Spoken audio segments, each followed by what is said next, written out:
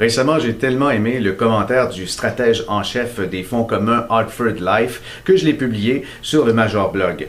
Ce que j'aimais de son commentaire en ce qui a trait à la morosité économique, c'est que quoi qu'il arrive, des guerres, des crises, des cataclysmes, peu importe, ce qui est important avant d'investir, c'est de cibler les bénéfices. Les bénéfices et encore les bénéfices. Les sociétés qui font des profits et qui ont aussi de bonnes réserves de liquidité sont presque à l'abri de toutes les tempêtes. Je dis presque parce qu'il y a certainement de l'incertitude dans l'air. Il faut évidemment voir comment l'exécutif de telle ou telle société parvient à sortir du pétrin, mais pour ça, on a les chiffres et surtout de bons exemples dans la dernière décennie.